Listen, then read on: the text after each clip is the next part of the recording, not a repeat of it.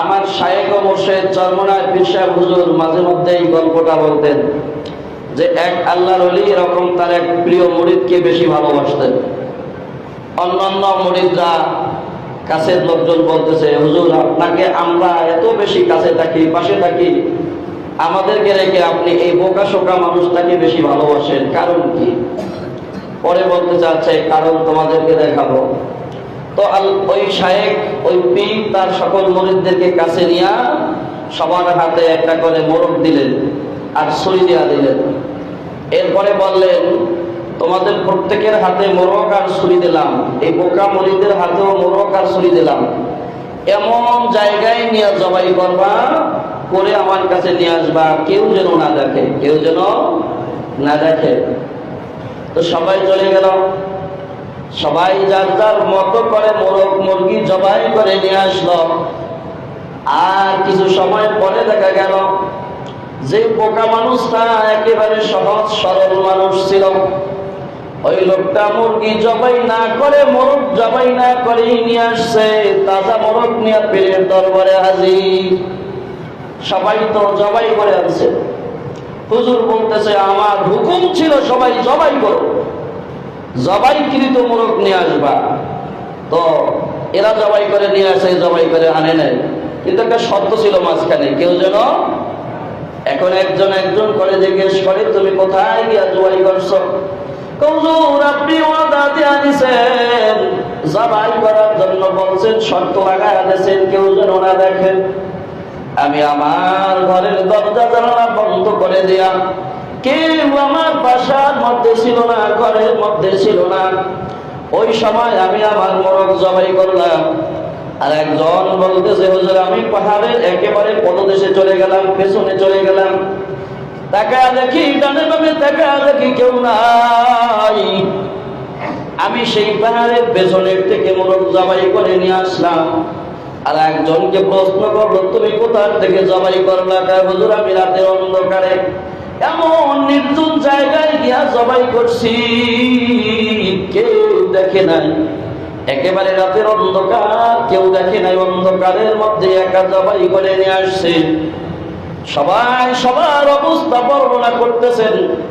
আর ওই বোকা লোকটাকে জিজ্ঞেস করে, ও আমার ভাই, তোমার প্রতি আমার আদেশ ছিল মোরগটাকে জবাই করে নিয়ে আসার, তুমি জবাই করো নাই, কেন করো নাই?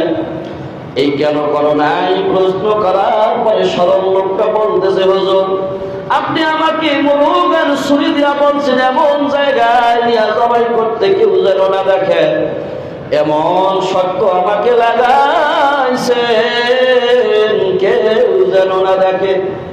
হুজুর আমি আমার এই মোরগ নিয়ে ঘরের মধ্যে গিয়া যখন দরজা জানালা বন্ধ করে দিছি, কেউ নাই, কেউ নাই, ঘরের মধ্যে আমি একা, বাহিরের আলোটা পর্যন্ত আমার ঘরের মধ্যে প্রবেশ করে না। এমন অবস্থায় ছুরি নিয়ে মুরগি যখন জবাই করবো, টাকা দেখি আমার আল্লাহ আমার দিকে চায়া রইছে। হুজুর আমি জবাই করতে পারি নাই, আপনি শর্ত দেয়া দিয়েছেন, কেউ যেন না দেখে। আমি চলে গেলাম পাহাড়ের পিছনে, সেখানে গিয়া জবাই করবো, দুনিয়ার কোনো মানুষ আমার ডানে বামে মাইলকে মাইল দেখা দেখলাম নাই। ওই সময় আমি প্রস্তুতি নিতেছি জবাই করবো, এমন সময় টাকা দেখি আমার মাসুক মাওলা আমার আল্লাহ, আমার আল্লাহ আমার দিকে তাকায় রইছে। হুজুর আমি সেখানেও জবাই করতে পারি নাই, পানির মধ্যে ডুব দিয়া জবাই করব চিন্তা করছে, সেখানেও তাকে দেখে আবার আল্লাহ আমার দিকে তাকায় রইছে। হুজুর আপনি আমাকে এমন শর্ত লাগাইছেন, এমন জায়গায় দিয়া জবাই করবা, কেউ যেন না দেখে। আমি কত জায়গায় দৌড়াইছি,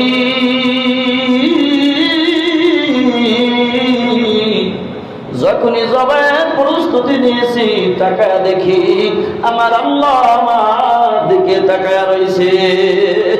এই জন্য আমি আর জবাই করতে পারি নাই। এই ঘটনা বলার পেছনে আমার উদ্দেশ্য হলো, রে ভাই ও আমার মুসল্লিয়ানে কিরাম, আজকে ওই দরজা জানালা আটকাইয়া খাও, কেউ মনে হয় তোমাকে দেখে নাই।